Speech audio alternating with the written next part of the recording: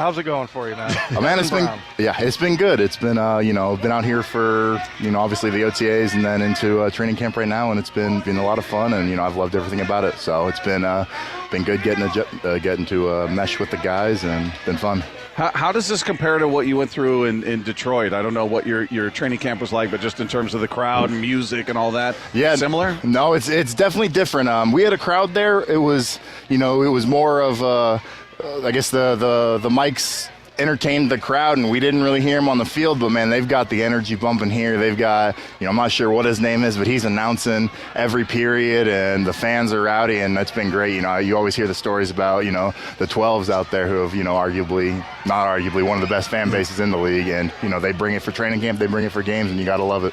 I think that's DJ Super Sam, right? Yeah, that's what I'd heard. It doesn't sound cool when we say it. Evan, we were talking a lot about, the whole Hard Knocks thing, and was that tough? I mean, did you notice it that much? Yes and no. I think, the Hard Knocks staff does a fantastic job of, being there, but being out of the way. I think they've got anywhere from like 3 to 7 camera crews on the field at any time, and, obviously they have the cameras set up in all the meeting rooms and team room and indoor and stuff, but for the most part, you don't really notice it around other than, the occasional, interview you got to do with them. But no, they stay out of the way really, really good. But they're, there, and they put on a great production every year. So yeah, it's always good. Yeah. Now, as a fan, I love it. I absolutely love it. I get why coaches wouldn't want it or whatever. But when you went back, I assume you went back and watched it. What did you think? Do you feel like it was an accurate representation, or did they edit it to make something more salacious than it otherwise was? Or how did you view it? So I didn't actually watch it until postseason. Okay. I didn't really, obviously in season, rewatching the stuff that I did that week in practice doesn't sound quite enjoyable with my off time. You already spend, so many hours in the facility, grinding tape, doing, all the extra work and stuff that you have to do that once you get away, at least for me, it's step away, get your mind off of it for, evening after you watch film or whatever, and then back at it the next day. So I watched it postseason after the season, and I thought, they did a great job, and, I understand how, a fan outside looking in sees it, and it's really cool. For me watching it, it's like, that's our everyday kind of thing. It's watching just like a replay of our lives during training camp. But I think it's great to connect with the fan bases outside and, kind of bring them a little bit inside and what goes on through training camp. So Evan, you're an SMU guy. SMU might be part of the Pac-12 here pretty soon. I've heard those quiet rumors. I don't know too much of what's coming about it, but you hear the rumblings and stuff, and whatever is the best move to keep SMU on the up and up. I know the staffs there have done a fantastic job on continuing to build off of what we left when I was back there. So you're a center and guard, and it's funny when I played, it was like you're a center, the end. You're a guard, that's it, right? And you've got the versatility now. Which one sort of is it feel natural, either one, or are you more of a natural center?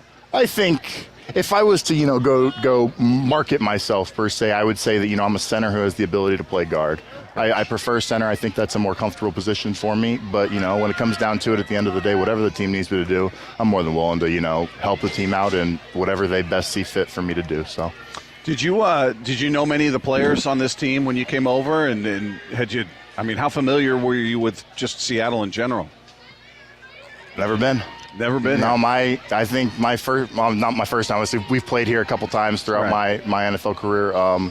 But actually coming out here, I don't think I've ever been out to Seattle or really the Northwest much at all. So it was, new experience, weather, beautiful. You can't beat this. Back home for me is Dallas, Texas. I think it's probably 107 right now, 110. It's been toasty back home. So, you come out to beautiful weather, it's different, but no, it's been nice out here. And as for guys, obviously I've competed against a lot of guys out here and a lot of guys on different teams competed against, but I don't think I've been teammates with Buttu. I was Julian Love. I know he's new this year. I was with him in New York, but other than that, I can't think of anywhere else. Is this a place that, like for the season, that you make your home? I'm not sure. Do you have family and stuff like that? Yeah. So I have a wife. I got married this off season in March. Congrats. So I appreciate that. Thank you. Yes. So it all went well and stuff. And so we're together. She actually just got a new job in Dallas, so she's kind of settling her old job into her new job. She's out there and she'll come up for most of the home games and stuff. Yeah. So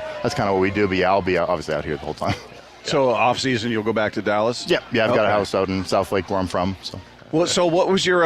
I'm just curious about impressions because like Pete Carroll's the guy we get asked about, and they're like, "Is he really that way?" And I'm like, I don't pretend to know him like a friend, but that's how he always is. Did you have an impression of who he was, and then once you got here, did it live up to that?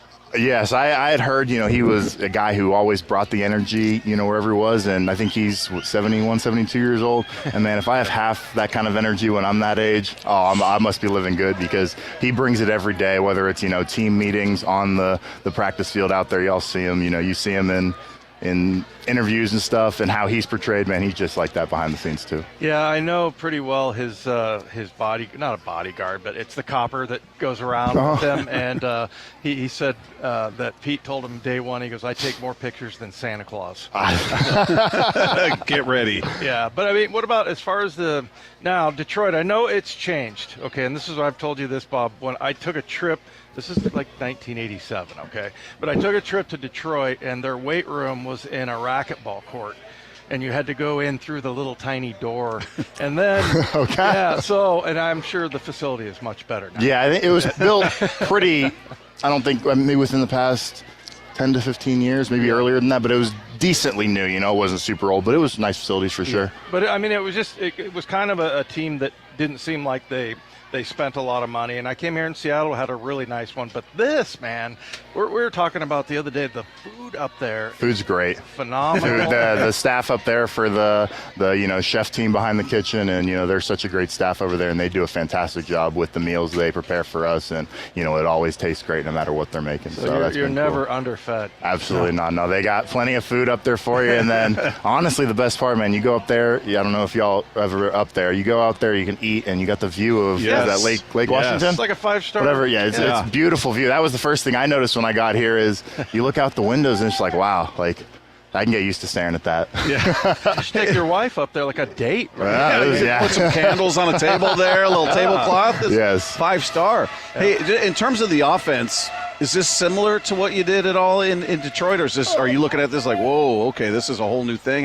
How much of a transition is it for you? No, I think obviously terminology everywhere is going to be different, and that's the biggest learning curve is picking up on all the new terms.